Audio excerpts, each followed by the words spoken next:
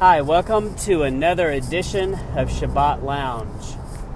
And as always, I appreciate you taking time to listen, and I ask that you give me a like, a comment, a favorite, in whatever platform you're listening to, and please share it with a friend if you find it beneficial or if you think someone you know might be interested in the topic. Well, today I want to talk about spring.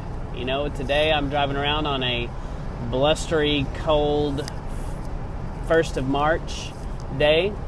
And so March is really coming in strong with a strong, cold north wind and temperatures that were started off as freezing and not warming up too much. A little bit of drizzle and more cold weather and uncertainty in our forecast in the coming days. But as I drive around, I'm in the landscaping world, and so I notice and pay attention to what the trees are doing and what the grasses are doing, and that's part of what I got to know.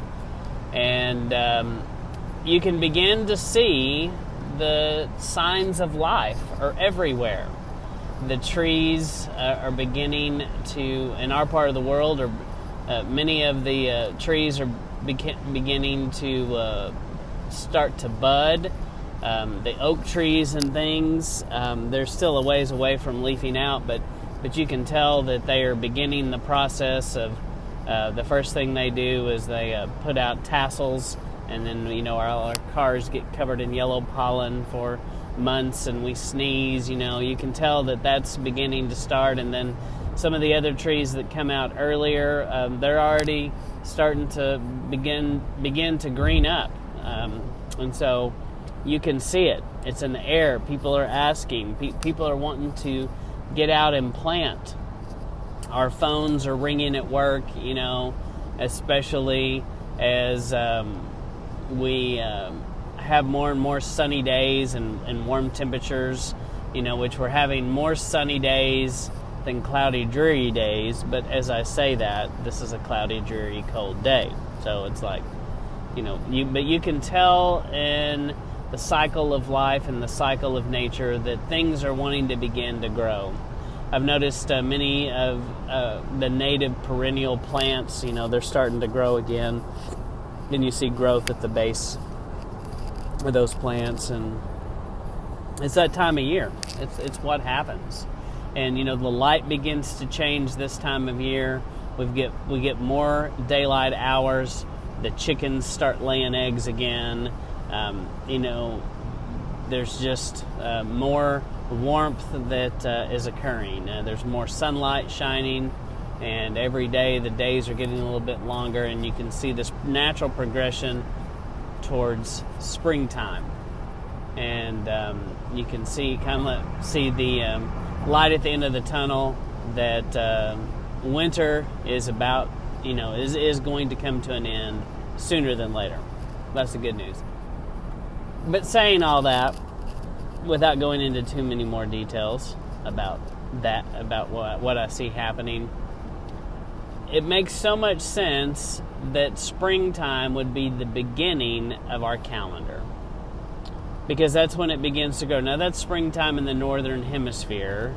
So I guess in the southern hemisphere it's a different conversation, but the Bible was written in the northern hemisphere, in that part of the world, and everything kind of goes on that biblical timeline.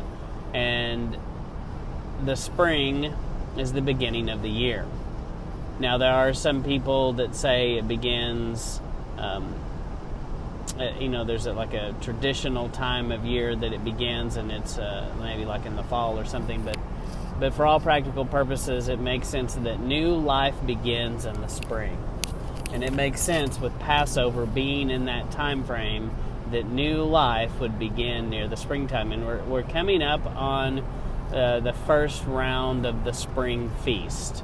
And it's an exciting time. It's our favorite times, are those times when we get together and have those feasts. I've gotten into Twitter battles at different times with some people, and my wife has to talk sense into me and go, why are you arguing with these people? And I was like, I don't know. And so I try not to do that, but sometimes I get sucked in to those conversations, and people wanting to dismiss Torah and dismiss what we're doing here. And I believe wholeheartedly that biblically we are commanded to keep these feasts, and we should have never departed from them.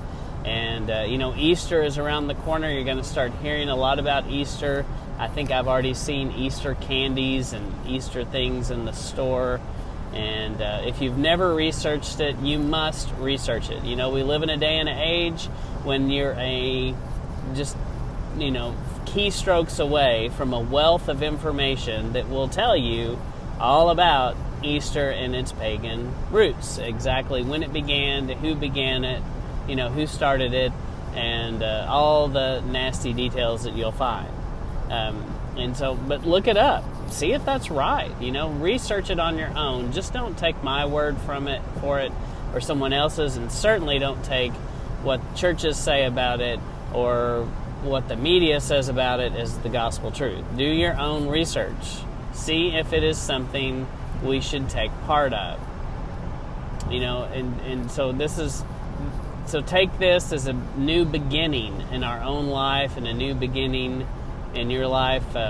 One of the favorite parts of this to me is the Feast of Unleavened Bread, where you get rid of all the leaven in your house. And it's such a great practice. Lent comes close, but it doesn't go far enough. And the principle is get rid of all the leaven of man's teachings, and get back to the source. Because, if we've learned anything, men are going to lie, they're going to deceive, they're not going to tell the truth, they're going to misunderstand. Sometimes it's not on purpose. They never researched it. And I'm telling you, we live in a day and age and time which there is no excuse for you if you don't research it and check it out. It's on you. I don't think that a lot of this is a condiment, going to condemn you to hell if you do these things, but certainly I don't think you're doing all that the Father wants you to do if you don't check into these things and just check it out and see and know the truth for yourself as much as we can about how these things began and how what the origin are. So once again, as we come into this new season of spring, always anticipate hearing something from the Father. So be open, have your ears on, is what they used to say in old CB terms. Do you have your ears on? So with that, I'm just going to leave that with you. And once again, I thank you for listening to Shabbat Lounge. I ask you to leave me a comment, a like, a subscribe. It could be good or bad. I don't get anything from anyone, so I don't know if anyone listens. So I appreciate any feedback that you can give me. And as always, thank you for your time. And once again, keep your ears on. See what the Father might be telling you.